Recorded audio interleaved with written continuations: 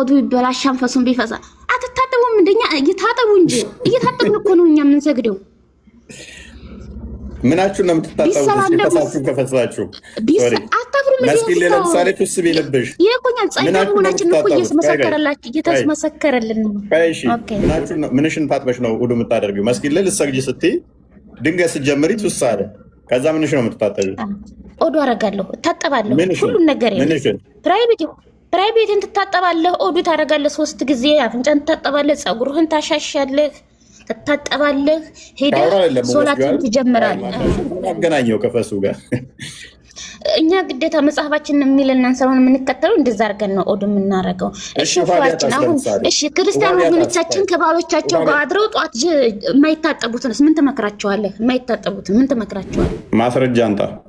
መዳም በክርስቶስ ነው ብለህ ዛሬ በሙዝ በስራ ስር ትድናለህ ስትለኛ አይደል? ኦርቶዶክስ የጠፋች ጭንቅላት አልባ አካል እያመለክ ልድን ነው እንዴ? ታዲያ ሄድና ኃይሌን ብታመልክ ይሻላል። ቢያንስ ኃይሌ ጭንቅላት አለው፣ እግር ብቻ አይደለም፣ ሯጭ ብቻ ሳይሆን።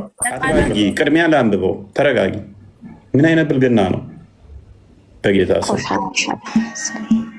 ነብይሽን መስየሽ ነው። እኔ ቆሻሻ አይደለሁም። ተረጋጊ።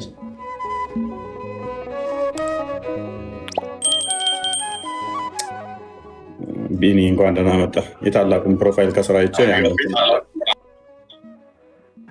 እንኳን ደህና ቆያችሁ። እንዴት ናችሁ? ሰላም ብያለሁ። ሁላችሁ ነው። ኦኬ እሺ። ማንኛው ነበር እያወራ ያለው? ኢክራም እንዴት ነህ? ፎይ እንዴት ነሽ? አልሐምዱሊላህ። እኔ ለራሴ ጠያቄ ኑሮኝ ነው የገባሁት። ጠይቂያለሽ? እስቲ የእኛውን ሞክሪና። የመቃብር ቅጣት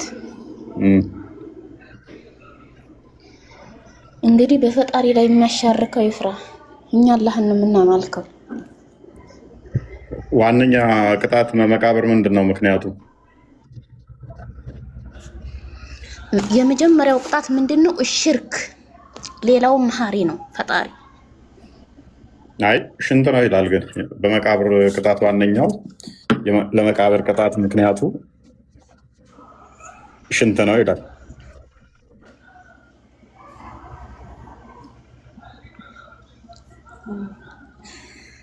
አላውቀውም። ፎያችን የማውቀውን ነው የምመልሰው። ያ አንዴ አዲሱን አንዴ ክፈተው እስኪ። ቡልጓል ጋር ማሪም ላይ ያለውን 104 አይ ቲንክ 104 እኔ የምጠይቀው ራሴን ጥያቄ ነው።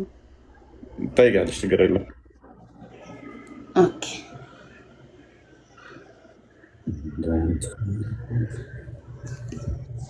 ኦኬ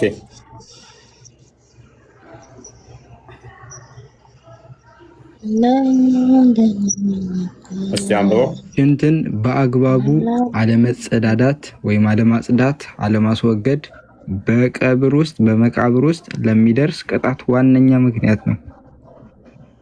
ቡልጓል ማርያም 104 አየሽዋ። ታዲያ እኛ እኮ ኦዱ እናደርጋለን። እኛ እኮ ተጣጥበን ነው ራስ ፈሳችን ቢያመልጠን ሂደን ኦዱ እናደርጋለን። ስለዚህ አሁን እኮ አስቸጋሪ ነው። አሁን አንድ ሰው ጎንበስ ሲል ፈሱቱ ስሊል ይችላል። ስለዚህ ንጽህና አልጠበቅም ተብሎ በመቃብር መቀጥቀጥ የጤናማ ነው?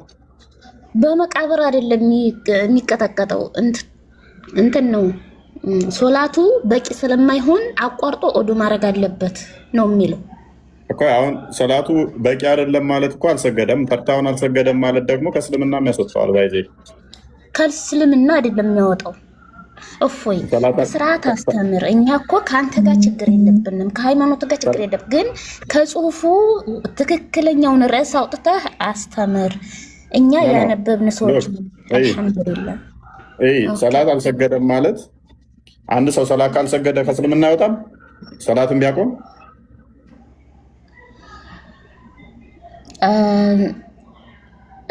ሶላቱን ቢያቆም ማለት አስረዳኝ። ለምሳሌ አይ ቲንክ 5 ነው ምናምን ተርታውን 5 ጁማ ካልሰገደ እንደዚህ ተርታውን እስከዛ ከእስልምና ይወጣል። እና ታዲያ እኮ እናትክን ወደሃት በኋላ አልወዳትም እንደማለት እኮ ነው። እንዴት ሊሆን ይችላል? እሺ እንደዚህ ከሆነ ተግባር አለበት እኮ። እንደዚህ ከሆነ አሁን ሊሰግድ ሲል ፈሷ አመለጠው። ዝም ብሎ ቢቀጥል ጸሎቱ ተቀባይነት የለውም አይደለ? ውዱ ሳያደርግ ቢቀጥል ኦኬ። ሶላት ሊሰግድ ሲል ደግሞ ለምሳሌ አንቺ መንገድ ላይ ቢያገኝሽ እና ቢጨብጥሽ ቢነካሽ ሰላቱ ተቀባይነት አለው ማለት? መንገድ ላይ ቢጨብጥሽ ማለት ወደ መስጊድ እየሄደ አንቺን አገኘሽ እና አንቺን ቢነካሽ ከዛ ውዱ ባያደርግ ሰላቱ ተቀባይነት አለው? ሲጀመር ሙስሊም ሐጅ ነብይ አይጨባበጥም። ስለዚህ አይጨብጠኝም።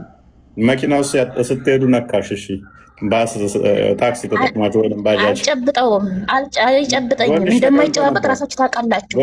አዎ እኛ ህጋችንን እናከብራለን፣ ህጋችንን እናከብራለን። ይሁን ሙስሊም ሐጅ ነብይ አይጨባበጥም ሲባል ሙስሊሞች ሰው አይወዱም ትላላችሁ። እኛ ህጋችንን ስለምናከብር ነው። ስለዚህ አይጨብጠኝም። አይጨብጭው። እሺ ጎንሽ ተቀምጦ ነበረ ሲያልፍ ወይም መኪና ውስጥ ባጃጅ ውስጥ ሲያልፍ ነካሽ፣ ሶላት ተቀባይነት አለው? ውዱ ሳያደርግ ወደ መስጊድ እየሄዳችሁ ባጃጅ ውስጥ ተቀምጠሻል፣ ስታሳልፊው ነካሽ፣ ሶላቱ ተቀባይነት አለው? አይነካኝም እንዳትዪ። ኖ አሁን የራሴ ጥያቄ ተራራ ምን ያህል ጥያቄ አለኝ ለአንተ ማለት ነው። እስኪ እሱን መልስልኝ ላላህ ብለህ። ይመለሳል። አሁን እኮ ላሳይሽ እኮ ነው። ተራራ ያህል ድንጋይ ነው አናቱ ላይ የሚጣለው ይላል። ተራራ ያህል መቃብር ውስጥ ይጣልበታል ይላል። እፎይ እንዴት መሰለህ፣ አንድ ሰው ፈሱን ቢፈሳ ኦዱ ይበላሻል። ከእስልምና ሳይሆን የሚወጣው ከዱዓው ወይ ደግሞ ከሶላቱ ነው እንትን የሚልበት መቅቡል አይሆንም ወይ ተቀባይነት የለውም ማለት ነው። ስለዚህ ኦዱ አድርጎ ተጣጥቦ ይሰግዳል ማለት ነው። ኦኬ አሁን ምሳሌ የክርስቲያን ወገኖቻችን አሉ ዊግ አድርገው ጭራቸውን ጥፍራቸውን ሰክተው ሆዲው ይሰግዳሉ፣ ስግዴት ያደርጋሉ አይደለ? ተቀባይነት አላቸው። ኦኬ ይሄንን ካመጣሽው አይቀር ፀጉርሽን በስርዓት በየቀኑ ማበጠርም እኮ ወንዱን እኮ በመቃብር ውስጥ ሊያስቀጣው ይችላል እኮ። ወደ መሬት እንድውጠው ሊያደርገው ይችላል። ፀጉሩን አሳምሮ ዘና ኮራ እያለ ወደ መስጊድ ቤት አንዴ ሀዲሱን ጥያቄውን ስጠይቅ እኛ ደግሞ ጥያቄውን ስመልስልን እኛ ደግሞ መልስ እንመልስልሃለን። የመለስኩት አንድ ሰው እስልምና ይወጣ ወይ ፈሱን ቢፈሳ አልከኝ፣ ቢጨባበጡ ሳልከኝ እንደማይጨባበጡ ነገርኩ። ሀጅ ነብይ አይጨባበጥም እንደማይጨባበጡ ነገርኩ። አሁን ክርስቲያን ወገኖቻችን ቤተ ክርስቲያን ሲሄዱ አይናቸው ላይ ጭራ አርገው ጥፍር ሰክተው ዊግ አርገው ነው የሚሄዱት። ተቀባይነት አለው? Okay. While a man was walking clad in 2 pieces of garment and proud of himself, with his hair የቱ ጋር ነበር? ከፍ አድርገው ትንሽ ኮምፒውተር በጣም ቀጫጫ ነች። ታርጉም ወይ ነው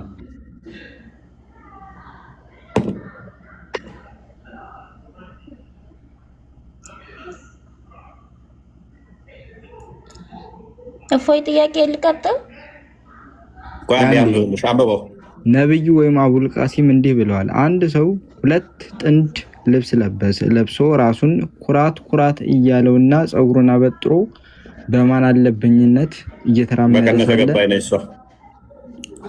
ፀጉሩን አበጥሮ ቀጥል እየተራመደ በማን አለብኝ እየተራመደ ሳለ ድንገት አላህ መሬት ውስጥ እንዲሰምጥ አደረገው። እስከ ትንሣኤ ቀን ድረስ ወደ ውስጥ እየሰመጠ ይሄዳል። ያ ፀጉሩን አበጥሮ እንትን ኮራ ጀነን እያለ የሚሄድ ከሆነ ወደ መስጊድ አላህ ምንድነው ተዛ የሚያደርገው? ምድር እንዲያሰምጠው ነው የሚያደርገው። ፀጉር ሁሉ ቀን ማበጠር ክልክል ነው። ማበጠር አለበት። እሽፏችን እኛ ስርዓት ተምረን ስለመጣን አሁን ጥያቄ ልጠይቅ ነበር የመጣሁት፣ ግን አንተ እንደዚህ እያጥመዘመዝክ እኔ ግን እመልስልሃለሁ። ችግር የለም። አሁን ምንድነው ጥያቄ ጠይቀህ ስጠይቅህ ያንን ተውከው፣ ችግር የለም ተወው፣ ስለሚያሳፍር ነው። የኔን ጥያቄ ግን መልሻለሁ። ምንድነው ያሳፍረው? ጥያቄው ምንድነው? አንተ ችግርህ ምንድነው? አታስተናግድም በስርዓት የራስህን ርዕስ ነው የምታነሳው። ይሄን መልሳለሁ። አሁን የጠየቀውን ጥያቄ መልሳለሁ። ኦዱ ይበላሻል ፈሱን ቢፈሳ አትታጠቡም? እንደኛ እየታጠቡ እንጂ እየታጠብን እኮ ነው እኛ የምንሰግደው። ምናችሁን ነው የምትታጠቡት? ከፈሳችሁ ከፈሳችሁ አታፍሩም? መስጊድ ላይ ለምሳሌ ቱስ ቢልብሽ ይቆኛል። ጻይና ሆናችን እኮ እየተመሰከረላችሁ እየተመሰከረልን ነው። ኦኬ ውዱ ይበላሻል። ቱስ ቢል ምንሽን ታጥበሽ ነው ውዱ የምታደርጊው? መስጊድ ላይ ልትሰግጂ ስትይ ድንገት ስትጀምሪ ቱስ አለ። ከዛ ምንሽ ነው የምትታጠቢው? ኦኬ ይኸውልህ እፎያችን ሂጄ ኦዶ አደርጋለሁ፣ እታጠባለሁ፣ ሁሉም ነገር ፕራይቬትን ትታጠባለህ፣ ኦዶ ታደርጋለህ፣ 3 ጊዜ አፍንጫን ትታጠባለህ፣ ፀጉርህን ታሻሻለህ፣ ትታጠባለህ፣ ሄደህ ሶላትን ትጀምራለህ። ሻወር አይደለም የምወስደው፣ ሻወር አይደለም የምንወስደው። ሻወር የሚወሰደው ሌላ ሲሆን ነው እኮ። ሻወር ከሆነ እሱ ጀናባ ምናምን ከሆነ እሺ። አሁን ለውዱ ከሆነ ፈስ ተፈስተሽ፣ ስለዚህ ፈሱ እኮ በቃ ልብስሽ ላይ ነው እኮ እንትን የሚለው እንጂ ሄዷል። አየር እኮ ነው። ምን ፀጉሬን ውሃ ባሻሸው ከፈሱ ጋር ምን አገናኘው? ውሃ አስነክቼ ፀጉሬን እንደዚህ ማሻሸል፣ ክንዴን እንደዚህ ማሻሸል ምን አገናኘው ከፈሱ ጋር? እኛ ግዴታ መጽሐፋችን የሚለንን ስለሆነ የምንከተለው እንደዛ አድርገን ነው ኦዶ የምናደርገው። እሺ ፏችን አሁን እሺ ክርስቲያን ወገኖቻችን ከባሎቻቸው ጋር አድረው ጧት የማይታጠቡትንስ ምን ትመክራቸዋለህ? የማይታጠቡትን ምን ትመክራቸዋለህ? አትግማሙ ታጠቡ ነው የምላቸው። ጎበዝ እፎያችን። እንደዛ ከሆነ ሚዛናዊ ሰው ትሆናለህ። ከፈስ ጋር እኮ አይገናኝም እኮ ፈስ። አሁን ይኸውልሽ አትግማሙ ታጠቡ ናቸው። ወደ ዋናው ርዕሳችን እንሂድ። አክራም አንዴ ይሄ አሁን የምላቸው ምንድን ነው? እኔን ስለሚሸጠኝ እኔን ስለሚገማኝ ንጽህና ለመጠበቅ እንጂ ይሄን አድርገሃልና ፈስፈስተሃልና ፈጣሪ ጸሎትን አልሰማህም አይለኝም። ፈስሽን ከፈሳሽ መላእክቶቹ ጸሎት አያደርጉልሽም ለአንቺ። ይህን ታውቂያለሽ። ውዱስ ካላደረግሽ ድረስ አላህ ይማራት አላህ ይቅር በላት የሚለውን ያቆማሉ። ፈስሽን ቱስ ስታደርጊ ከሰሙ እኔ እንደዚህ አይነት አምላክ የለኝም።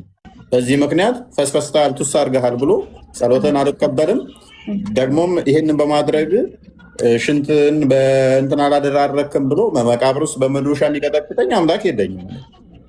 ይሄን መጠበቅ እናንተ የምታምኑት ክርስቶስ ለእኛ ተቀጥቅጧንና ምንም ኃጢአት ብንሰራ በዚያ ይከፈልናል ብላችሁ ስለምታምኑ ነው። እኛ ደግሞ ቀጥታ ከፈጣሪያችን ጋር ስለምንገናኝ ነው። ለሰው ምናምን አይደለም። ገባ? ለአባቶች ለቤተ ክርስቲያን ለአባቶች ምናምን ለፍጡር ሄደን አንናገርም። ለፈጣሪ ብቻ ነው ቆመን የምናናገረው። ውሸትሽን ነው አቅረብ እየዋሸሽ ወላሂ እንደ እናንተ እኮ ሄዳችሁ ቤተክርስቲያን ለአባቶች እኮ ነው የምትናገሩት። ለአባቶች እየዋሸሽ እንደሆነ ላሳይሽ። ትስማሚያለሽ? ንስሐ አባትን ለማምጣት ነው። ኧረ እኔ እስማማለሁ። እሺ አዳምጪኝ። አልሐምዱሊላህ ሙስሊም እፎይ አሁን ማለት ነው። አዳምጪኛ። እሺ ቆይ ማርያም፣ ቆይ እኔ ለራሴ ጥያቄ አላህ ብቻ መልስልኝ። እኔ ብዙ መልስ የመለስኩልህ ነው። ኧረ በእናትህ ብቻ መልስ። ቆይ ትጠይቂያለሽ። ይችን አጥርተናት እንሂድ። ለአባቶቻችሁ ቤተክርስቲያን የሄዳችሁ ትናገራላችሁ፣ እኛ አንናገርም ምናምን ያልሻ ስህተት ነች። እንዴት ስህተት እንደሆነ ላሳይሽ። በቀላሉ አንድ ጥያቄ ልጠይቅሽ። አንቺን ከመጠየቄ በፊት ሁለት ሰዎች አሉ። ሁለቱም ዝሙት ሰሩ። ሁለቱም ወይንም ደግሞ ሰረቁና ከዛ ሁለቱም አላስቻላቸው። ከሰረቁ በኋላ ጸጸት ተሰማቸው። አንደኛው ሄደና ምን ብሎ ነገረው ለትልቅ ሽማግሌ ወይንም ለእምነት አባቱ፣ አባቴ ከዚህ በፊት ሰርቄ ነበረ እና እንደዚህ አይነት ወንጀል ሰርቻለሁ፣ ምን ላድርግ ብሎ ነገራቸው። ያኔ በማለማወቅ ወይም በስሜታዊ ሆኜ ይህን አድርጌያለሁ፣ ምን ትሉኛላችሁ አላቸው። አንደኛው ደግሞ ሰርቋል። ከዛ ወዲያ ምን አለ? አደባባይ ላይ ህዝብ ፊት እንትን አለና እናንተ ሰዎች ወይንም አንደኛውን ሰውዬ አደባባይ ላይ ሰርቄ ነበረ ምን ትሉኛላችሁ አለ። የትኛው ነው የተሻለው? ለሰውየው የተሻለው ቢናገር የትኛው ነው የሚሆነው? አንቺ ብትሆኚ የትኛውን ትመርጫለሽ? ለምሳሌ ወንጀል ሰርተሽ ጸጸተሽ እና ገባ መካከል ውስጥ ኡስታዝ ና ስማ ሰርቅ ያለው ማለትን ነው የምመርጭው? ወይንም ኡስታዝ ከዚህ በፊት ሰርቄ ነበረ ምን ላድርግ ብለሽ ምክር መጠየቅን ነው የምመርጭው? ኦኬ አሁን ገባኝ። ምክር የምጠይቀው ከቁርአን አንጻር አላህ በባሪያዎቹ ላይ የቱን ነው የምመርጪው እኮ ላስረዳ እኮ ነው። እኔ ያዳምጥኩ አይደለም እንዲገባህ እኮ ነው። አሁን ምንድነው እኔ ከቁርአን ላይ ብዙ አንቀጽ ስላለው አላህ እንግዲህ ለሌባዎቹ ምን አይነት ምህረት እንዳለው ትላልቆች ኡስታዞች እነሱ ከኛ ይበልጥ አንብበው ስለሚረዱ አንቀጹን ስለሚያውቁት ወይም ሀኛ የበለጠ እያነበቡ ስለሆኑ የአንቀጽ አንድ ሰው በአንድ ባሪያ በምድር ላይ የሆነ ወንጀል ሲሰራ ምን አይነት ክፋራ ማውጣት እንዳለበት ይጠይቃል እንጂ ያንን ኡስታዝ ሄዶ እየተናዘዘው አይደለም። አንድ ማወቅ ያለብህ ነገር እንዴት ነው የምትጠይቂው? ኡስታዙን ነው የምትጠይቂው ወይንስ መስጊድ ላይ ኡስታዝ እንዲያርግ ያለው ምን አድርጊ ብለሽ ነው የምትጠይቂው? የትኛው ነው? እየነገርኩህ እኮ ነው። አንቀጹን ኡስታዙ ስለሚያነበው በምድር ላይ ምን አይነት ከፋራ ማውጣት እንዳለብኝ እሱ ስለሚነግረኝ ነው እንጂ ለፈጣሪ ነው የምናገረው።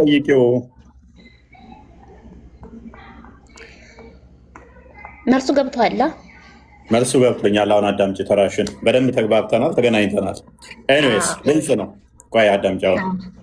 ስለዚህ እኛ ንስሐ አባት ሲባል ወይንም ለአባት ሄዶ ሲነገር አንድ ሰው በምድር ላይ ደካማ ነው፣ ወንጀል ይሰራል፣ ኃጢአት ይሰራል። ስለዚህ ወደ ፈጣሪው መመለስ ይፈልጋል። ወደ ፈጣሪው መመለስ ሲፈልግ መፍትሄ ምን ማድረግ አለብኝ? ለምሳሌ ሰርቆ ከሆነ መስረቁ ሄዶ ለአባቱ ይነግራል። አባ እንደዚህ አድርጌ ነበረ፣ ባለማወቅ እንዲያጥፍቼ ነበር፣ ምን ላድርግ ይላል። እኛ አባት ምን ያደርጋሉ? አንድ ቤት አድርጊ፣ ንብረቱ መመለስ ካለበት በልጄ እንደዚህ እንደዚህ የወሰድከው ጥፋት ነውና ይህን ያህል እንደዚህ አድርገህ ይቅርታ ጠይቀህ ንብረቱን ለባለቤቱ መልስ፣ ንስሐ ግባ፣ ጸልይ፣ ፈጣሪ ይቅር እንዲልህ እንዲያደርግ ብለው ይመክሩታል። ስለዚህ ምን ያደርጋል? ከንስሐ አባቱ ጋር ተነጋግሮ ኃጢአት ይሆንበታል፣ ወንጀል ይሆንበታል፣ አይሆንበትም፣ ምን ማድረግ አለበት የሚለውን ጋይድ ያደርጉታል፣ ይመሩታል ማለት ነው። ሰርቆም ከሆነ ዋሽቶም ከሆነ ዘምቶም ከሆነ መንገድ ይነግሩታል። አንድ ያዳምጪኛ ጨርስ፣ እንዲህ አድርግ ብለው ጋይድ ያደርጉታል። ከዛ ችግሩን ያጠፋውን የበደለው ካለ ሄዶ ይቅርታ መጠየቅ ካለበት እኛን አባት ይዞ ሄዶም ይሁን ይቅርታ ጠይቆ ወደ ፈጣሪው ይመለሳል። ይሄ የክርስትናው ነው። በእስልምናው ግን ምንድነው የሚደረገው? ከዘሞተም ከሰረቀም ከዋሸም ሄሎ ኡስታዝ ባሌ ጡቴን ይጠባል፣ ምን ማድረግ አለብኝ? ጡትሽ ወተት አለው የለውም? ወተት ካለው እና ከሌለው ልዩነት አለው? ወተት ካለው ልጅ ይሆናልና ሐራም ነው ጋብቻው። 5 ጊዜ ጥቢ ሐራም ይሆናል። ድምጿን ጎረቤት ዘመድ እየሰማ ነው። ባሏ ምን እንደሚያደርጋት እያዳመጡ ነው። ሰፈር ውስጥ መዋረጃ ይሆናል። ሄሎ ኡስታዝ፣ ሰፈሬ አንድ ወንድ ነበረ፣ ተቀራረብንና ወሲብ አደረግን። አስተፍሩላ ሱብሃንአላህ። ከዛ ረገዝኩኝ ነገር ከዛ አሁን ወልጃለሁኝ እና ልጁ በሱ ይጠራል አይጠራም? አዳም ይጠራል አይጠራም? አባቱ አይደለም። አባቱ አይደለም።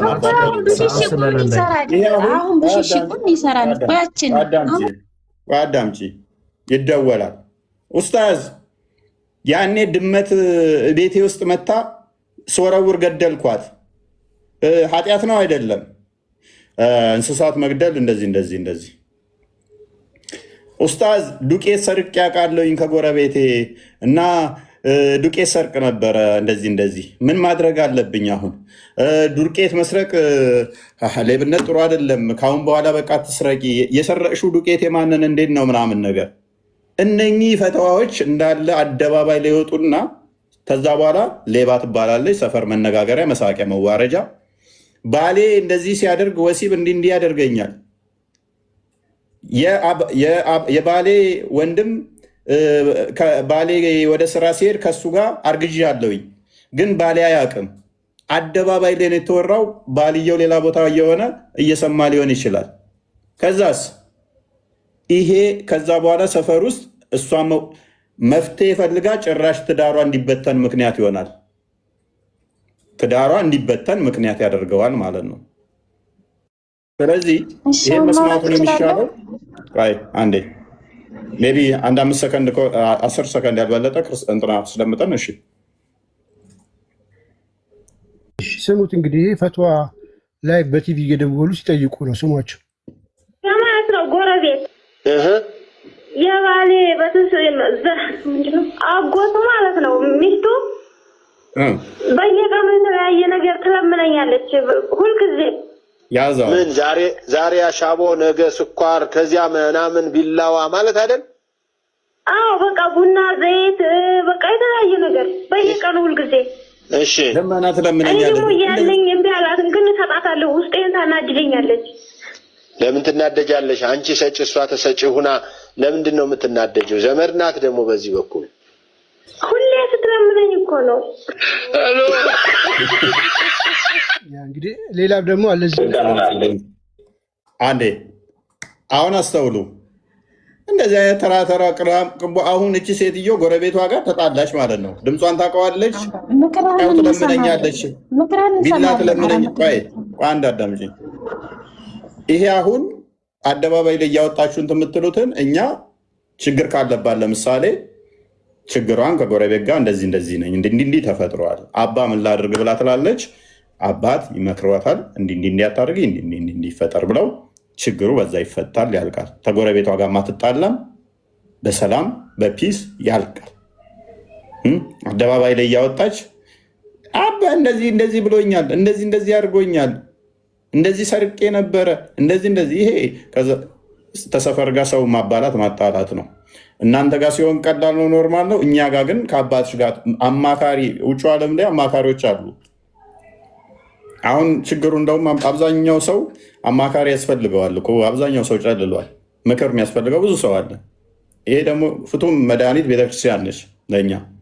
ምዕመናን ሲቸገሩ ሲጨነቁ ችግራቸውን ሄደው አባ እንዲቸግሮኛል፣ ከፍቶኛል፣ ተበሳጭቻለሁ፣ ተናድጃለሁ፣ ህይወት መሮኛል ብለው ሊያማክራሉ። ሄደው እኛ አባት እንዴት ማለፍ እንዳለባቸው ከባሏ ብትጣላ፣ ከእናት ከአባቷ ብትጣላ፣ ከዘመዷ ብትጣላ የምታማክረው የልብ ጓደኛ ወዳጅ የሌላቸው ብዙ አሉ።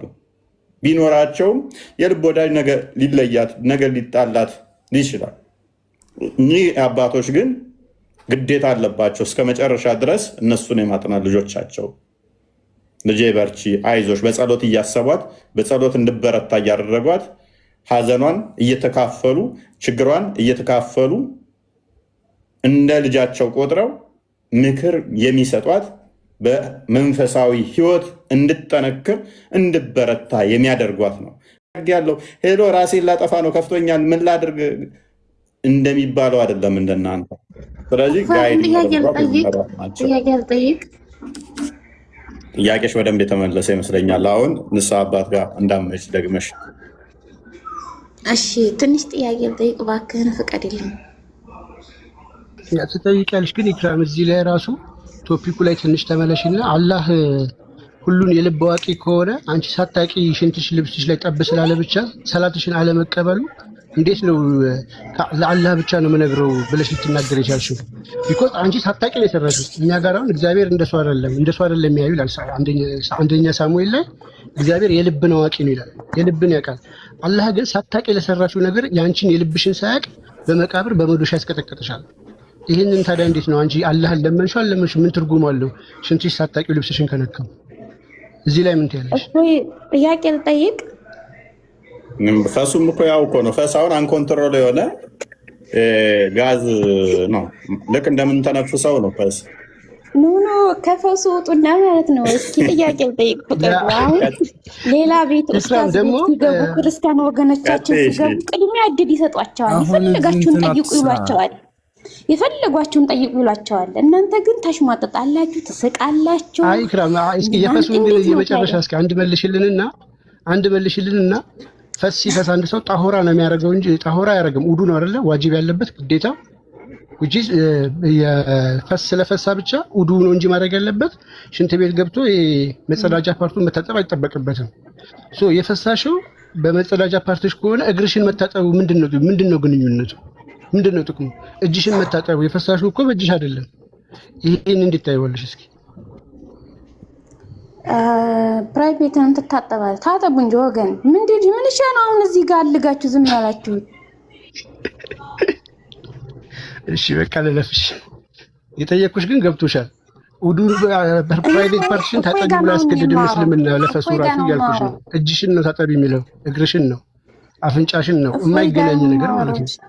ጥያቄ ልጠይቅ ነው። ፎይን ፈሱን ተውትን እነዚህ ዝም ብለው ነው ታያቸው። ሰው የሚፈሳው በእግሩና በእጁ ነው።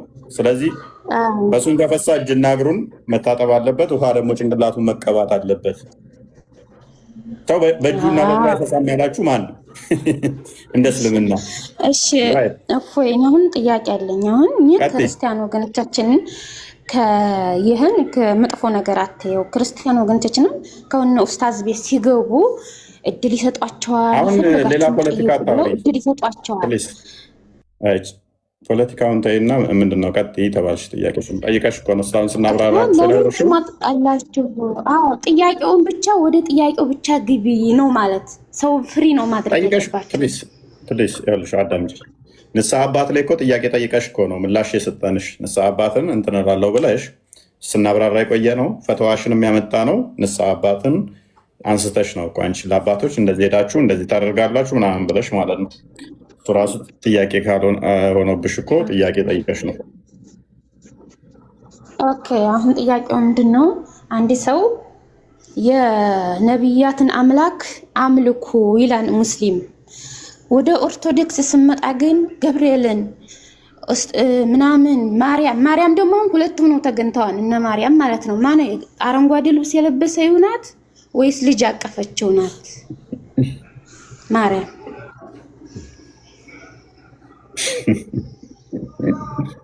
ከኔ በላይ ያለችው ናት ማርያም ወይስ ሌላ ሰማያዊት የለበሰችው ማርያም ናት? ማልቀስ ይሻላል አለ። ይሻላል። እንዴት ይሻላል? ፎቶ አይምና ኤኒዌይስ ወደ መጀመሪያው እንመለስና እስልምና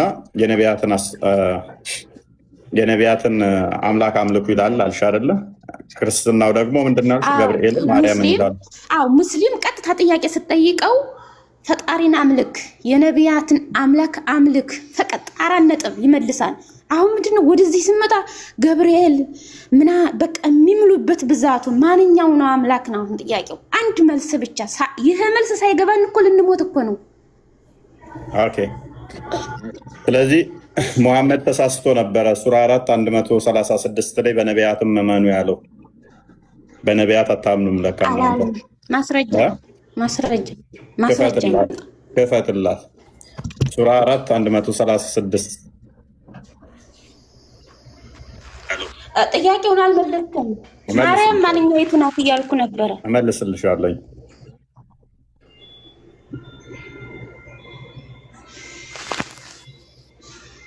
አብዶ ሚዛን ቀጫጫ ነው ለእኔ አይታየኝም። አንቦ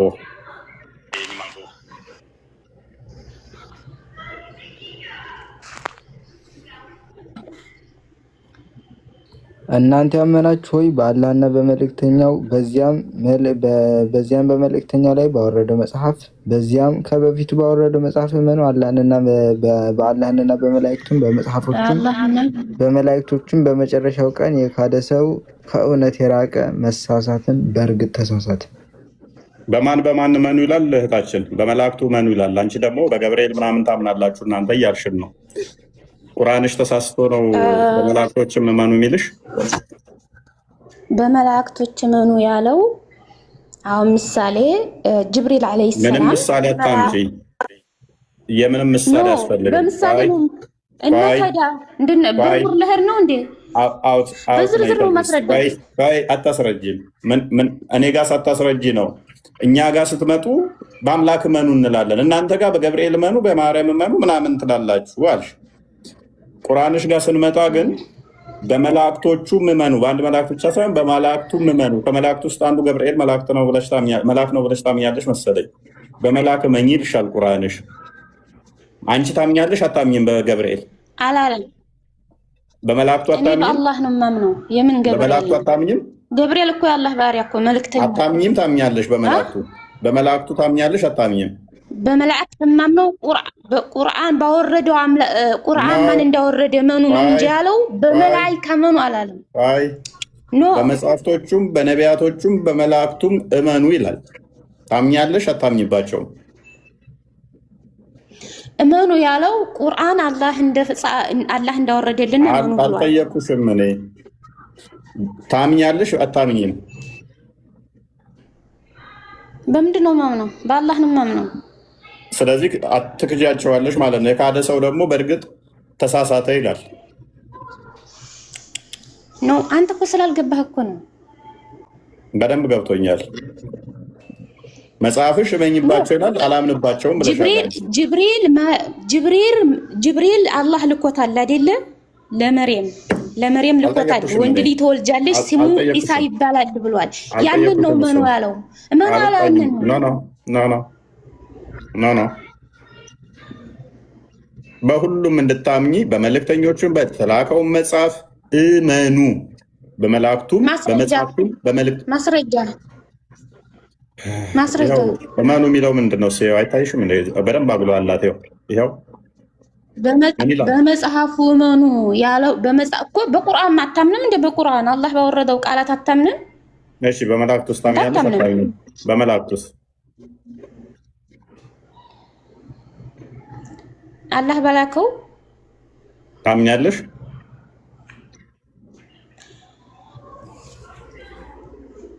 እኔ በአላህ ነው የማምነው። እናመሰግናለን። ሙሐመድና አላህ በመላእክቱም እንዲታመኑ አዘዋል። አንቺ አታምኝባቸውም። እናመሰግናለን። ኤነስ ሜት አድርጊ አንዴ። አላዘዘም። ዒሳ ዓለይሂ ሰላም የኔንም የእናንተን አምላክ ተገዙ ነው ያለው። እኛ የአላህ ተገዥነች ነው። እሺ የነቢያት ሃይማኖት ነው እስልምና ብለሻል። እንደዛ ስትይ የሰማሁሽ መሰለኝ። ሶስት ሰው እንድናመልክ አታድርጉ። ቆይ ነቢያት የሚያመልኩት አምላክ ጭንቅላት አለ የለውም?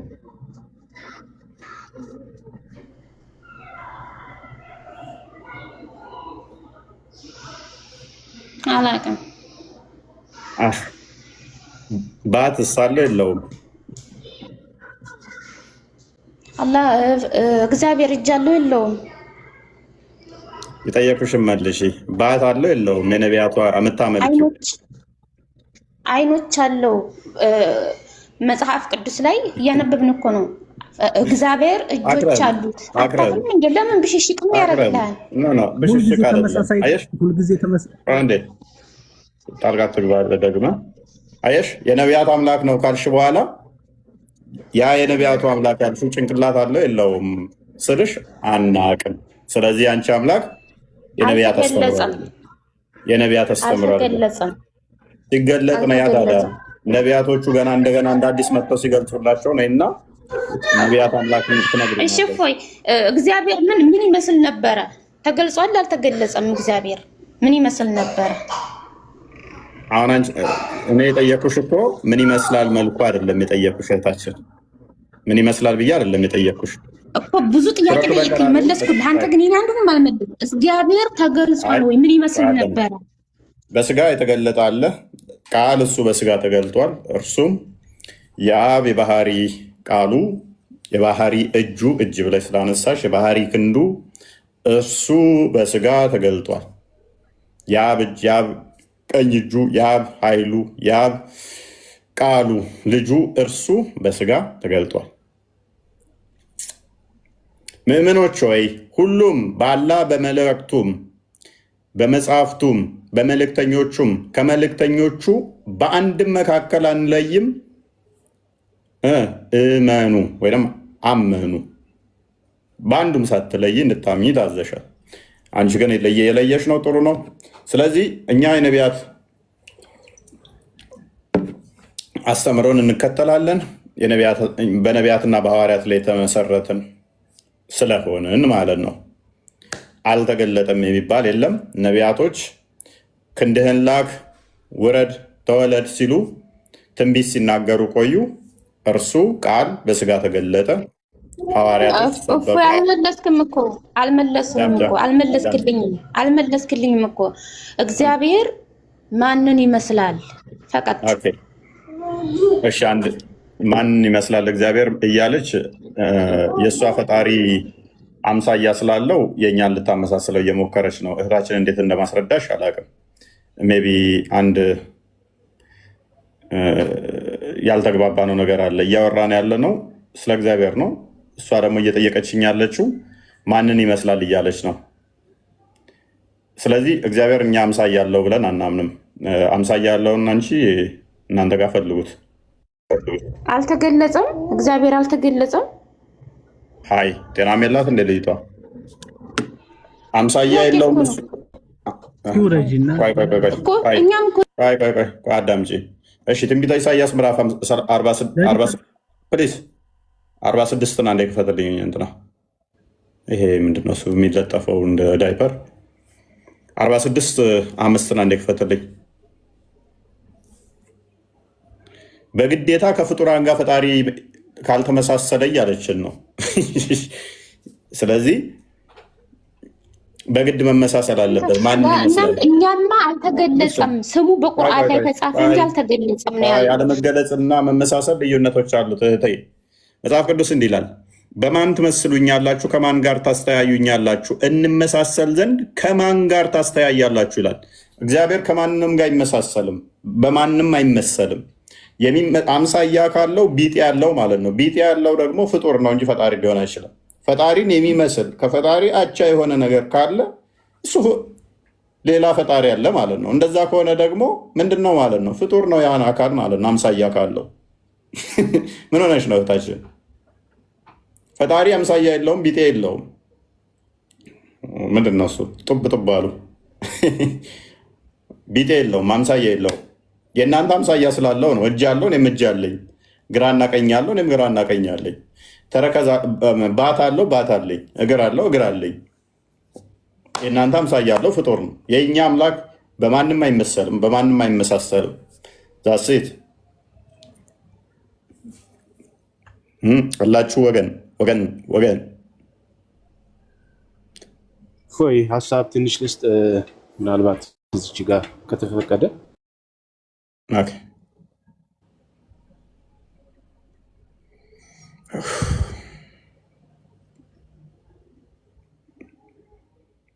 ቲንክ ነገ የማይሰማው እሺ፣ ይቅርታ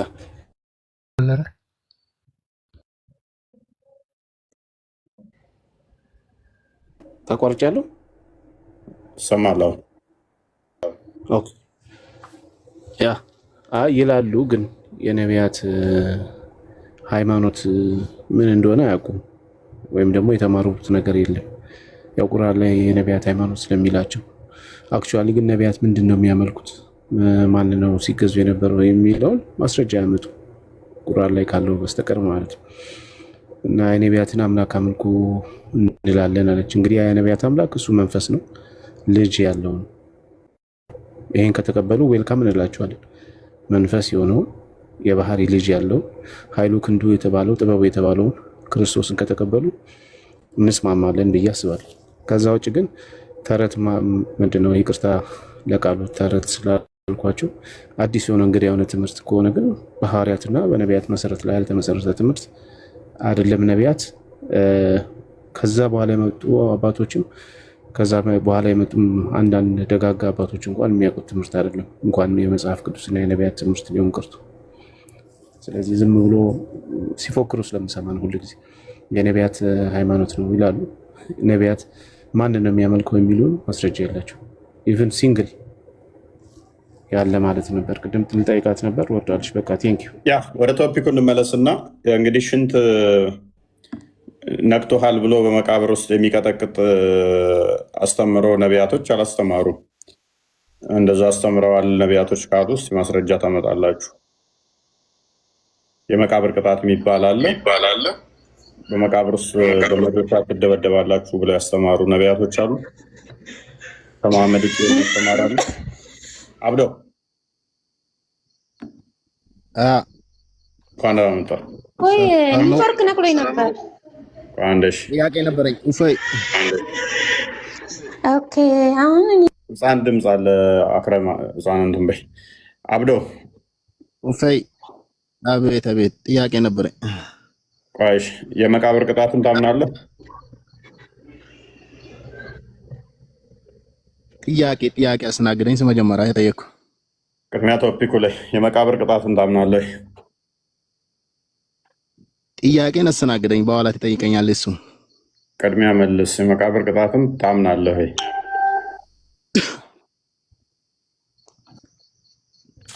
ጥያቄ አትቀበልም ነው? አልቀበልም። ቅድሚያ ትመልሳለህ፣ ከዛ በኋላ የምትጠይቀው። ቅድሚያ የተጠየቀውን ቶፒኩ ላይ መልስ። አምናለሁ።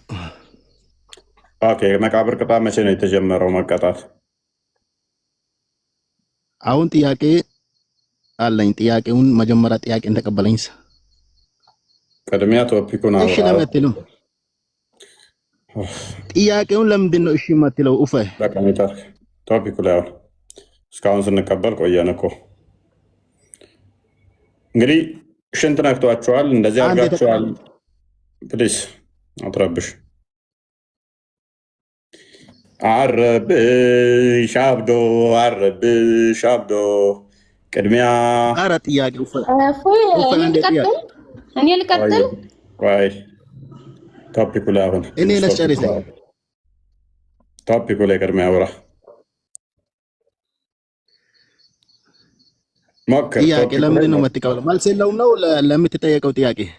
ቶፒኩ ላይ ቅድሚያ ሞክር። መልስ ቢኖር አየር ባየር ጠይቅል ነበር። እኛ ኡስታዞች ትጠይቃለህ ተባልክ እኮ ቀድመህ ደጋግመህ ስር ደርብሽ ስለነበረ ነው።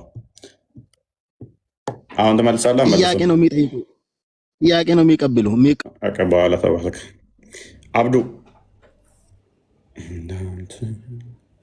አብዱ አሊ እንግላንድ አብዱ አሊ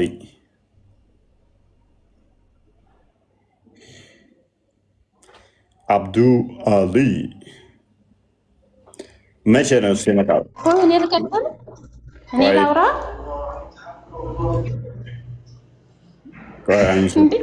ወደ ቶፒካችን ለመለስን ወጣሽ እኮ እያወራ። አይ ቅርታ እንትን ዋይፋይ የለኝም ነበር። እሺ ቀጥይ፣ ምንድን ነው? ኦኬ ቴንክ ዩ። ምንድን ነው ጥያቄ? የማርያም ፎቶ አሁን ሁለት ሆኗል። ማንኛው ነው? ከዛ ቀጥሎ ደግሞ ጥያቄ ኦኬ ሚውት አድርጉልኝ፣ ድምጽ ያስተጋባል። ኦኬ እና ደግሞ ምንድን ነው ይህን እንኳን መልሰው የሚሆናል፣ ግን ያው ጥያቄውን ላቅርብልህ። ምንድን ነው እንግዲህ የማርያም ወይም የመርየም የእናታችን የመርየም ስም በቁርአን ላይ 30 ጁዝ ቁርአን ላይ ስሟ ንጹህ እንደሆነ ተጠቅሷል። እሺ እስማለሁ ሰማያችሁ? አዎ። እና በእኛ ስሟ ነው እንጂ የተጠቀሰው ፎቶ የላትም። በእናንተ ግን በጣም ብዙ ፎቶ አላት። ማን ነበር ያነሳት? አንዱ ጥያቄ ይሄ ነው። ፎቶ ማን ነበር ያነሳት? ሁለተኛው ጥያቄ አሁን ጎግል ላይ ሰርች ስናደርግ እንዳለ የተለያየ ሀገር ምሳሌ የህንድ ሌላ ነው፣ የነጮቹ ሌላ ነው፣ የኢትዮጵያ እናንተ ደግሞ ሌላ ነው። ለምን ተለያየ ነው ጥያቄ። ከዚያ ቀጥሎ ደግሞ ሁለት ሆነ ፎቶ አሁን ኢትዮጵያዊ ሁና የኢትዮጵያዊ ካርቸር ኑሯትኝ ወይ የእናንተ ካርቸር ኑሯት ከዛ ሁለት ሆነ ፎቶዋ ማለት ነው። ማንኛይቱ ነች? ወይስ ማን ነው ፎቶ ያነሳት? ኦኬ ያን ስጨርስ ሌላ ጥያቄ አለኝ። መልካም እሺ። መቼም ሌላ ጥያቄ አታመጣብኝም። ይሄን ብቻ መልስ። ፎቶ የሚለውን ኬት አመጣሹ? ኖ አሁን የህንዶቹ ሌላ ነው የሚሆነው፣ ስላሴ ምናምን የሚባሉ ሌላ። እነዚያ ደግሞ ቆንጆ ናቸው፣ አበባ አላቸው ምናምን። ፕሊዝ ፎቶ የሚል ኬት አመጣሽ?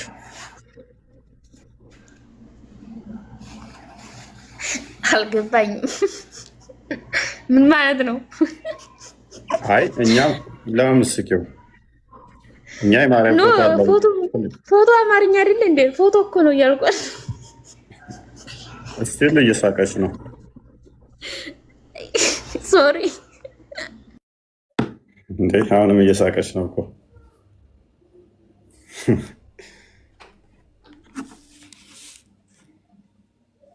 አሁንም እየሳቀች ነው አክረም። እየሳቁ አይደለም ኖ እና ልታስቀስፉን ነው እኮ ነው ሁላ ፎቶ ደርድራል። እኛ አይ አሁንም ትስቂያለሽ እንደ ጅል ማለት ነው። እንደምትቀሰፊ አሁን አሳይሻለሁ። እኔ እንደምትቀሰፊ አሳይሻለሁ። ግን እኛ የማርያም እባክቡን መልሱ ሳይመለስልን እድሜያችን ሄደ እኮ። ፎቶ የሚል ኬታ መጣሽ? እኛ ፎቶ አነሷት ተነሳሽ ፎቶ የሚል የለንም እኮ አስተምሮ የለንም። ኬታ መጣሹ ማለት እየሰገዳችሁ አይደል? እንደ ፊልም ፎቶና ስዕል ልዩነቱን እስኪ ንገሪኝ።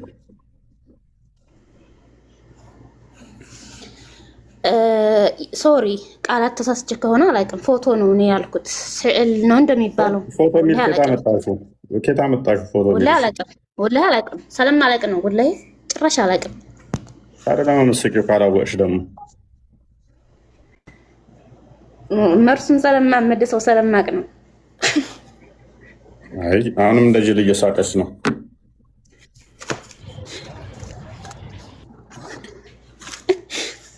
ምንድን ነው የሚያስቅሽ? ኧረ እባክህ መርሱን መልስልኝ። እየሳቅኩ አይደለም። ለምን ካርቸሩ ለምን ተለያየ? ቆይ ፎቶ አነሱ የሚል ኬታ መጣሽ? ቅድሚያ ፎቶ አነስታችኋል ያልሽውን ኬታ መጣሹ? ፖስትን እየሳቅሽ ነው። ኖ በጣም ሶሪ ይቅርታ። በቃ አሁን ምንድን ነው የተለያየ ሀገር እንትኑ ስዕሉ ይለያያል። አንደኛው እሱ ነው። ሁለተኛው ደግሞ ምንድን ነው ማነው ፎቶ ያነሳቸው ነው። አልቋል ጥያቄ። ሲስተር ለምንድን ነው አሁን የምትደግሚው? ፎቶ እኛ ብለን አናምንም። ፎቶ አነሳቸው የሚባል አስተምሮ የለንም። ሶሪ ይቅርታ፣ ስዕል አልኩኝ እኮ። አሁን መልሱ መልስ። ዝም ብለህ እንትን አትበለኝ፣ አታምታታኝ እኮ። እየተሳሳትሽ እኮ ነው። ይቅርታ አልኩ። ተጠቅሜው ስለማላውቅ ይቅርታ አልኩኝ። እንደዛ ማለት እንደነበርብኝ ነው የማውቀው። ስለዚህ አትሊስት ስዕልና ፎቶ ለያ መሰረታዊ ነገር እንኳን ለይ። ይሄንን ኤኒዌይስ ሶሪ። አሁን ወደ ጥያቄ ልዩነቶቹን አየሻቸው? ከላይ የተጻፉ ስዕልና ምስል ልዩ የኡማዎች ምንድን ነው የምትጽፈው? ለዩ የኡማዎች አስተምራቸው እስኪ ትንሽ ኮርስ ስጣት። ባይዘው በመጽሐፍ ቅዱስ በየትኛውም ቦታ ስዕል አትሳል የሚል የለም። ማንም ከየትኛው ቤተ እምነት ማምጣት አይችልም። ይሄንን አትቅረጹ ነው የሚለውም ያው ምስልን ነው። ምስል ያው ባይዘው ይላችሁ አትቅረጹ አይታችኋል። ለምሳሌ ወይም ፊት ለፊታችሁ ታይታላችሁ አይደል? እሱን አምጥታችሁ አትቅረጹት ነው። አይታችኋል? አትቅረጹት ነው እንጂ ስዕል አትሳሉ፣ በእጃችሁ አትሳሉ፣ ጥበብን አትጣበቡ አይልም። አትቅረጹ ነው። ምንድነው ጥያቄ? አይ ቲንክ ማን አይቷቸው ሳላቸው ነገር ነው። ሁለት ሆነዋል ኢትዮጵያ ውስጥ የሚል ነው ጥያቄዋ። እስቲ ሁለቱን አሳይን እስቲ ቅድሚያ፣ ከዛ ምላሽ ለመስጠት። ፎቶ እንዳልሆነ ተግባባን። ምስል ነው። ስዕል ከሆነ እሱን ተስማማን። ሁለት ናቸው ያልሻቸውን አሳይን እስቲ፣ ሁለት የተለያዩ እንደሆኑ።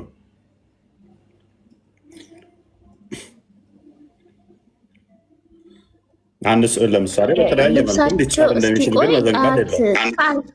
ቃል ስጋ ሆነ የምትለው ልጅ ያረገችውና ከዚያ ሰማይ አይነት ልብስ የለበሰ አይነት ናት። ሶሪ ለቃላቱ ሶሪ።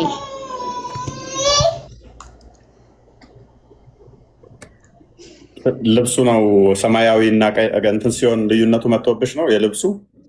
እኔ ለምሳሌ ልጅ ያላቀፈቻለች እቺ ልጅ ያቀፈች ናት።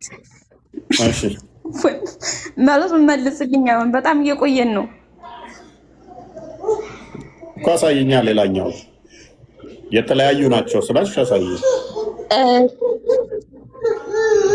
የማንን ስዕል እያወራሽ ነው? እኮ ማዕት ነው ግን እኔ ማዕት መሆኑ እኮ አሳይ። ህፃን ልጅ ሳለች አይ ሶሪ በቃ መልሱን አመልሰው እኮ አምጪ። መረጃውን አሳየን። ቃል ስጋ ሆነ የምትለው ልጅ ያረገችው ናት አንዷ። ከልጅ አቀፈች። ከዛ ደግሞ ሌላለች ደግሞ ሌላለች። ሌላኛዋ ምንድን ነች?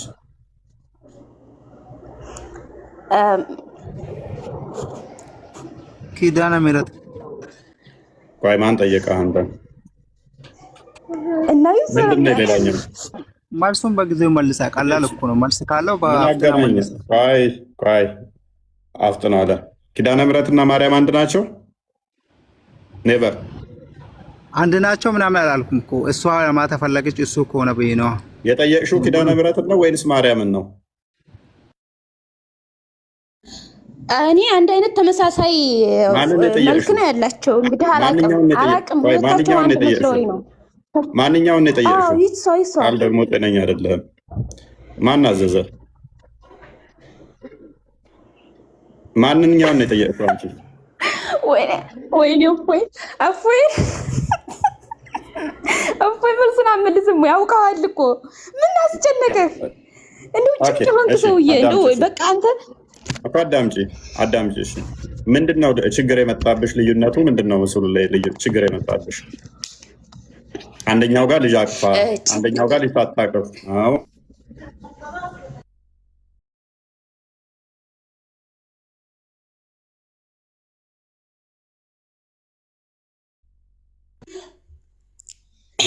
ችግር አልመጣም። ግን አንድ ሰው በቃ ሃይማኖትን ማወቅ ይፈልጋል። ምን ችግር አለው? ኦኬ አልፈዋለሁ፣ ችግር የለውም። አንተ ይሄን ስለማመልሰው ወደ ሁለተኛው እሄዳለሁ።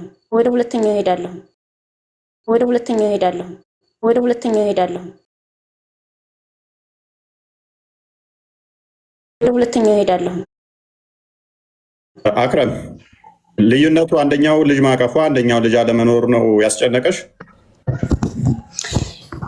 ያስጨነቀሽ ሳይሆን የተለያየ ሀገርም የተለያየ ሆነ፣ በኢትዮጵያም ሁለት ሆነች።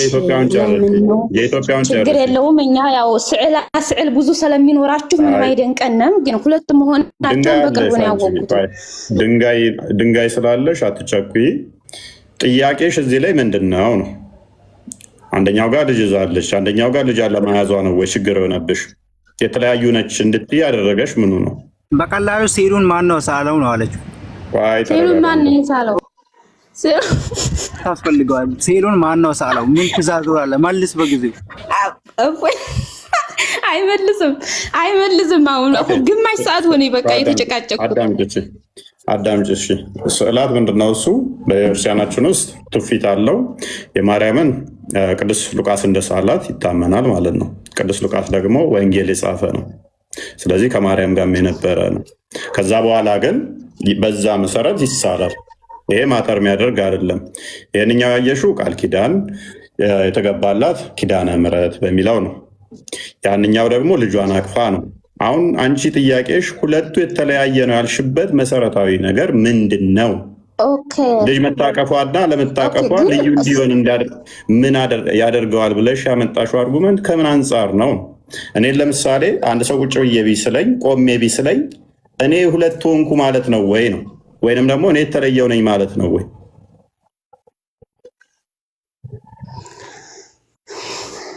የዚያን እንግዲህ እኛ ስማቸው የነቢያትም ሆነ የማርያም በቁርአን ላይ ወይም በመጽሐፍ ቅዱስ ላይ ነው የምናነበው። በፎቶ ማን አነሳቸው ነው? እፎይ ለምን ቃል በቃል አራነጥ በክታህ አታልፍም? የመሐመድ ተረተረ ጭንቅላትሽ እንደፍኖት ካልሆነ በስተቀር የኢብራሂምና የእስማኤል ምስል ራሱ መካ ውስጥ ነበረ። አይምን ካባ ውስጥ ነበር። መሐመድ አስወጥቶታል። ማን ስሎት ነው ካባ ውስጥ የኢብራሂምንና የእስማኤልን ምስል ያገኘው መሐመድ?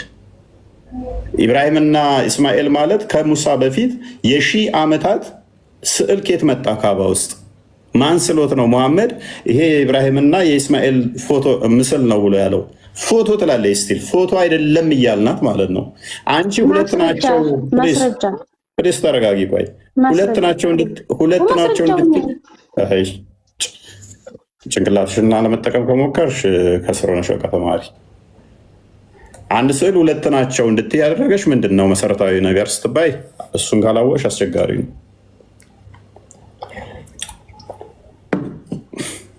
እንትን ምስል በኛ የለም ምናምን እያለች ነበረ ደግሞ እና አይ ቲንክ በእስልምና እንደዛ ይባላል።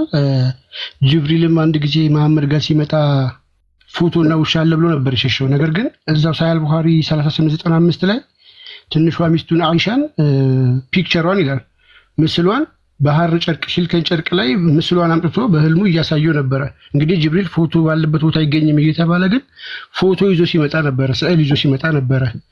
ያንን ስዕል ማን ስሎት ነው? ጅብሪል ስሎት ነው ይዞ ሲመጣ።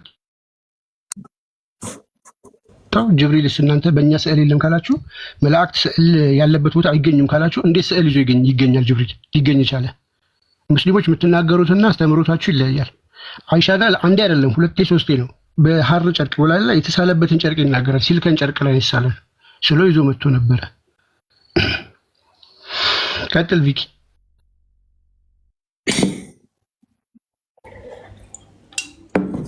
አይ ቲንክ ሚዩት ነህ። የመቃብር ውስጥ የተገኘው ፎቶቸው ይሄ ነው ምስላቸው። ሶሪ ጥያቄ አለ። ሚዩት ነህ ቪኪ። እንድትቀጥል ነበር እሱ ነው የካዕባውን እንድታነሱት ብዬ ነው። በዛ እሺ ክፋታው። እሺ እፎይ ለምን ሳቁ ላይ ትንሽ አትሄድበትም? በጣም ይቅርታ አድርግልኝና ስስቅ ነበር፣ በጣም ስስቅ ነበር ልጅቷና ሳቅ ያለ ልብ ይገላል አትሪቢዩት ነው። ሳቅ ያለ ዘላለማዊ አትሪቢዩት ነውና ከዘላለም ጀምሮ ይስቃል፣ አሁንም ይስቃልና በአላህ ሳቅ ላይ ነው ስታላግጥ የነበረችው። ከሳቀች በስነ ስርዓት ማለት ስነ ስርዓቷን ጠብቃ መሳቅ አለባት። በሳቅ አላግጣለሁ ካለች በአላህ ባህሪ ላይ ነው የምታላግጠውና አይልባችሁ ይፈነዳል እንዳስቁ ብሏል እኮ መሐመድ። ለዛ እኮ ነው አላህ ዘላለማዊ ሳቂታ ስለሆነ እነሱ በደንብ እንዳይስቁ ልባችሁ ይፈነዳል እንዳስቁ ብሎ ነበር። እሷ ዝም ብላ እየሳቀች ነው።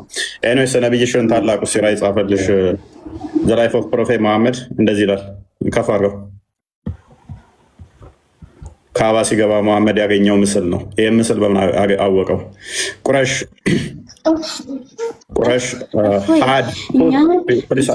ሰላምን ስንጠራ ቁረሽ had put picture in the Kaaba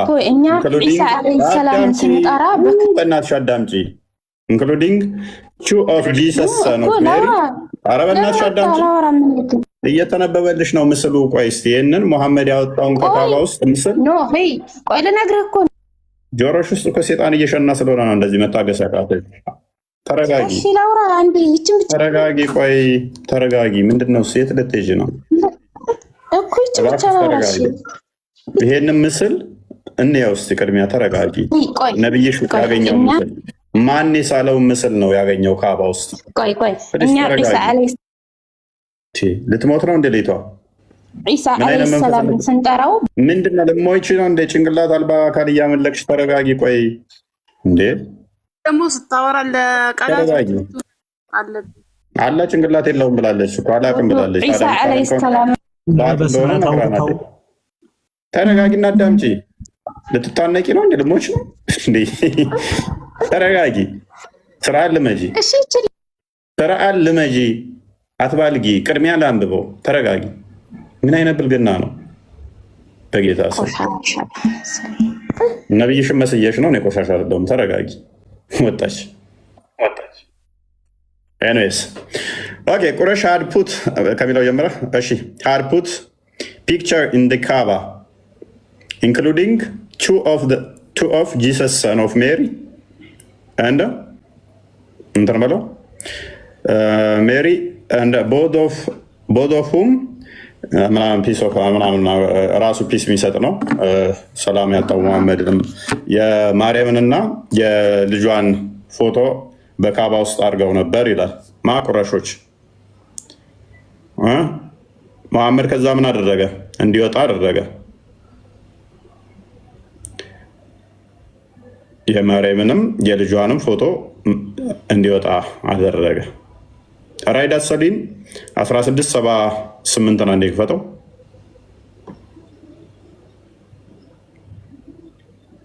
ይሄ የማርያም ፎቶ ነው፣ ምስል ነው። ይሄንኛው የልጇ የኢየሱስ ምስል ነው ብሎ መሐመድ በምን አወቀው?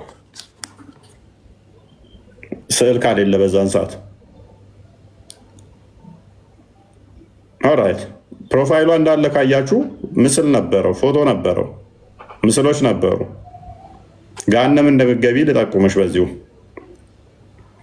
ራይድ አሰሊን 1670 ላይ እንደዚህ ይላል። I heard the messenger of Allah saying the picture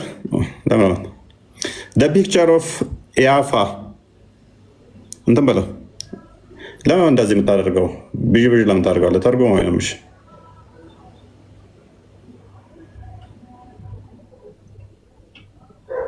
የአላህ መልእክተኛ እንዲህ ሲሉ ሰምቻለሁ። የአፋ ወፎችን በማስባረር መገመት፣ ጠንቋይነት፣ መሬት ላይ መስመር በማስመር በመስመሩም መተንበይ እና መርዶን ወይም መጥፎ ገጠመኞችን እንደ መጥፎ ምልክት መቁጠር፣ ጣዩረህ ሁሉም የጅብት የጣዖት አምልኮ ሪያድ አሳሊን 1678 78 ነበር። ኦኬ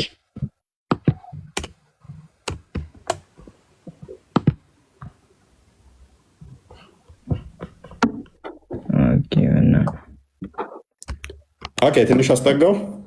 ብዥ አታድርገው።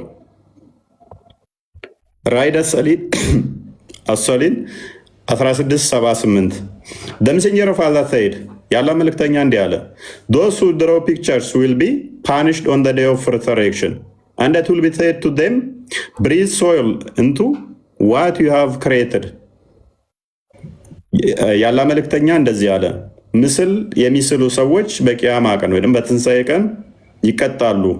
እናም እንዲህ ይባላሉ ህይወት ስጡት፣ ነፍስ ስጡት እየተባሉ ይወገሯታል ይላል። እህታችን አሁን ምስል አስቀምጣ ፕሮፋይሏን ምስል አድርጋ ነው የመጣችው። ከሚወገሩት አንዷ ነች። በቂያማ ቀን ምስል አድርጋ ምስል እዛ ነው የመጣችው። መላይክም አይጠጋትም፣ ጸሎቷንም አያቀርብላትም። ያው እንደ ነብዩዋ ማለት ነው። ነብዩ ብላ የምታምነው ቤትህ ውስጥ ምስል ታይቷል ብሎት ጅብሪል አልመጣ ብሎት ለ15 ቀን ያህል ርቆት ነበረ። ውሻ ባለበትና ምስል ባለበት ቤት መልአክ ስለማይገባ ፕሮፋይሏ ላይ ምስል ደቅ አድርጋ ምስል እናንተ አላችሁ ትለናለች። እኛ ምስል ተከልክለናል ብለን አናምንም። ምስል ካለ እንደዚህ ትወገራላችሁ ተብለን አናምንም። እናንተ ምስል ካለ እንትናችሁ ላይ መልአክ ስለማይቀርባችሁ ነው። ስለዚህ አጋንንት ተጠናውቶሻል ማለት ነው። በራስሽ አስተምሮ ፕሮፋይሏን ምስል አስቀምጣ እናንተ ጋር ምስል አለ። ምስል ያለው ምስል የሚያደርግ ልብሱ መጋረጃ ላይ እንኳን ምስል ተገኝቶ አስወጥቶ ሲያስጥላት ነበር አይሻል። ቤት ውስጥ ምስል መጣ አለ ስላለ ብቻ መልአክ አልመጣለኝ ብሎ ነበር። ስለዚህ በቂያማ ቀን ከምትወገሩት አንዱ ህይወት ስጡት ከምትባሉት አንዱ ናችሁ ማለት ነው። ምስል ይዛችሁ ምትዞሩት አሊያም እንደ ሳዳት ከማል ቪዲዮችሁን አጥፍታችሁ ድምፃችሁን ብቻ እያሰማችሁ ትኖራታላችሁ። እንደ ሳዳት ከማል አንዲት ፎቶ አለችሁ የምትዘዋዟር፣ ባካችሁ ደብቁልኝ እያላችሁ ፎቶችሁን ላለመወገር ላለመቀጥቀጥ ፎቶችሁንም ምናችሁንም ደብቃችሁ በድምፅ ብቻ ትኖሯታላችሁ። ሳዳት ከማል ብቻ ነው ከዚህ የመታወቂያ ፎቶም አይቻልም። ስዕል ሳይም ተሳይም ነው የሚለው በሌላ የሚሳለውም ሰውዬ ምንም አይነት ምስል እንዲኖራቸው አይገባም። ምክንያቱም ሩህ ዝሩበት፣ ነፍስ አስገቡበት ተብላችሁ ትጠይቃላችሁ፣ ትቀጠቀጡበታላችሁ ብሎ ነው የሚያስቀምጠው። ሰው የቀበሌ መታወቂያ ራሱ ፓስፖርት ራሱ አንድ ጊዜ አብዳደር ነው። አዳምጥ እንጂ የቀበሌ መታወቂያ ፓስፖርት ራሱ ሊኖራቸው አይገባም። እንደ መሐመድ አስተምሮት ከሆነ ከመታወቂያና ከፓስፖርት ውጭ ነው የሚባለው። ዝም ብላችሁ ሳታውቁ መሐመድ ከመታወቂያና ከፓስፖርት ውጭ ብሎ ማስረጃ አንጣልኝ። መታወቂያ ይቻላል፣ የመታወቂያ ፎቶ ይቻላል ያለበትን አንድ ማስረጃ ነው። አሁን የመጣሁት ለጥያቄ ነው ወንድሜ። ይቻላል ብለህ ስሞግት ነበር። ተረጋጋ። አንድ ማስረጃ አንጣ። መዳን በክርስቶስ ነው ብለህ በሙዝ ስታደርጋለህ። ኦርቶዶክስ ማስረጃ አንጣ። ተው እንጂ ፎይ ማስረጃ አንጣ። መዳን በክርስቶስ ነው ብለህ ዛሬ በሙዝ በስራ ስር ትድናለህ ስትለኛ አይደል? ኦርቶዶክስ የጠፋች ጭንቅላት አልባ አካል እያመለክ ልድን ነው። እንዴት ታዲያ ሄድና ኃይሌን ብታመልክ ይሻላል። ቢያንስ ኃይሌ ጭንቅላት አለው፣ እግር ብቻ አይደለም፣ ሯጭ ብቻ ሳይሆን ጭንቅላትም አለው። አይ ተረጋጊ። አትሌቶቻችን ጭንቅላትም አላቸው፣ የተሟላ አካል አላቸው። ዝም ብሎ እድሜ ልኩን የሚሮጥን አካል እያመለካችሁ ቅድሚያ ይረጋጋስ፣ የሩጫውን ይጨርሳ። የምታመልኩት ነገር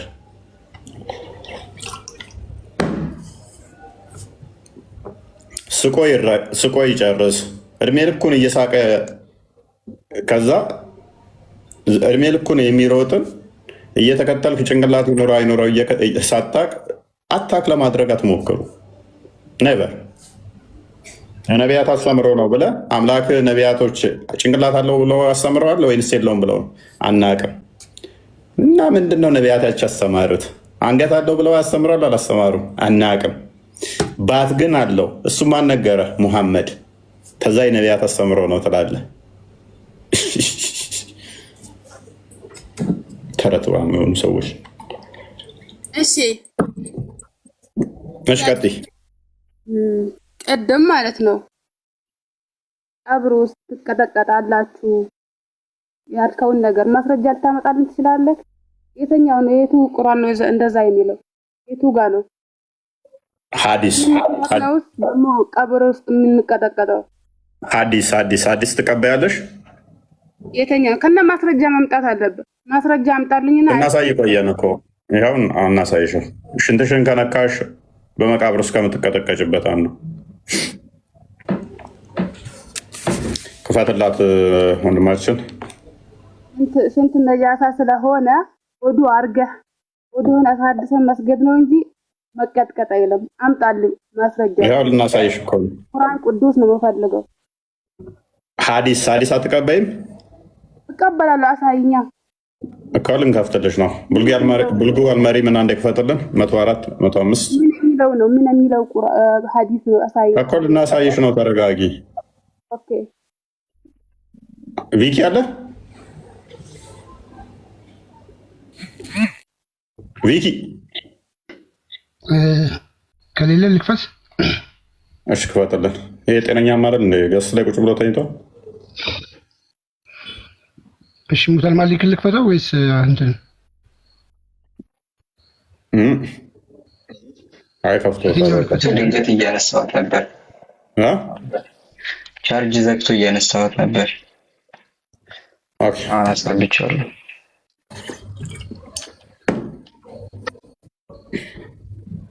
እና ሐዲስ ነው። ቡልጉ አልመሪን አንዴ ክፈተው። አልመራ 104 104 ይታይሻል። እህታችን ዩራኔሽን the main cause of punishment in the grave አማርኛ አድርግልኝ። ትርጉሙን እኔ ራሴ ማየት ፈልጋለሁ። ትርጉሙን አድርግላት። አረብኛና አማርኛ። ይሄ አፕሊኬሽን የምንድን ነው? አፕሊኬሽን ይሄው ተከፈተ። ኮመንት ስለ የተጻፈ ነው የሚመስለው። ያ አረብኛውን አድርግላት። አረብኛ ትችላለች እንደው ትቃር። የተለያየ ቦታ እኮ ነው ያለው። እንዴት ነው ይሄ አፕሊኬሽኑ ራሱ ምንድን ነው? አማርኛ ይሆንልኛል። አማርኛ ይሆንልሽ እኮ ምን አይነት ክታብ ነው ይሄ? ቡልጉ አልመራም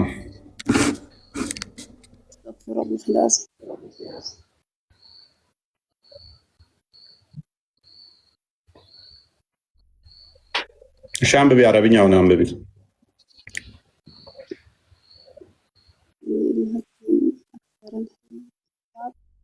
ድምፅሽ አይሰማም። እሺ ቁርአኑን አነበብኩት። አማርኛ ትርጉሙን አሳይ። ተርጉሚልና ካነበብሽው አንቺ አሳይን ትርጉሙን። አንተ ራስህ እንደዛ የሚለው ቦታ አሳይ። የአንቺን ትርጉም ነው የምፈልገው። አንቺ ቀጥይ። አማርኛውን ትርጉም አሳይኝ። ቀደም አንተ ራስህ ቁጭ ብለህ በሰላውን የነበረ ቦታ አሳይ። ያው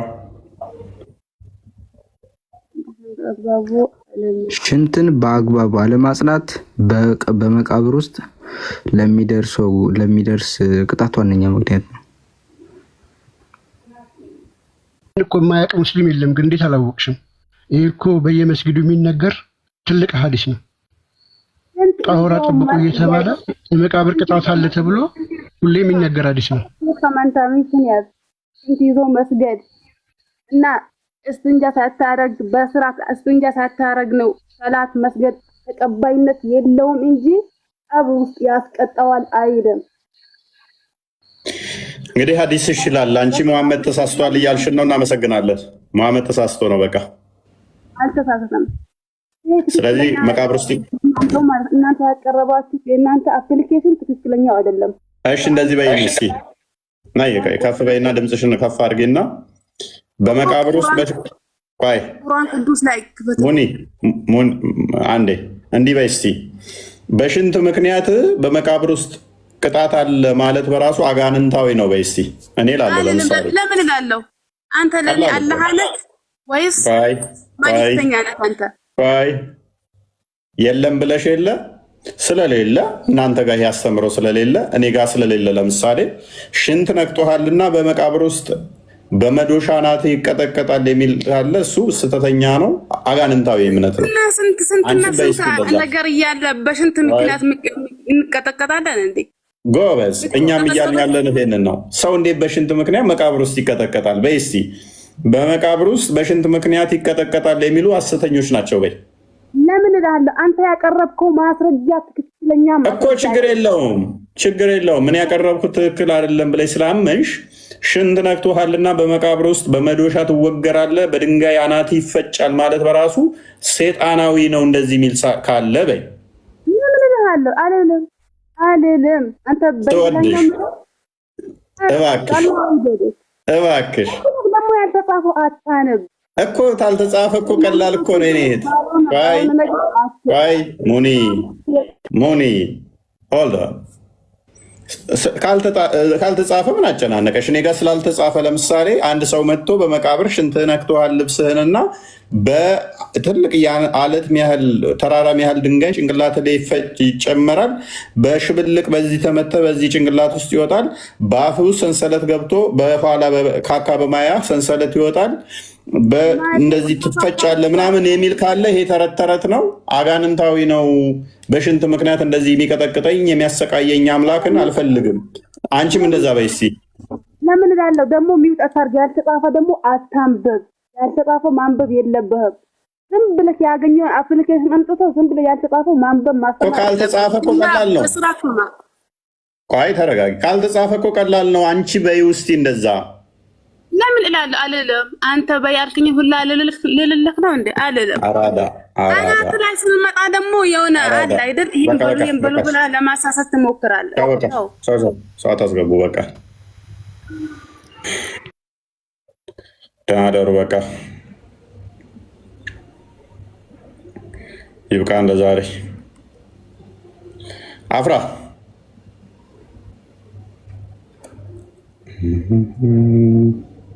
እናንተ ሰዎች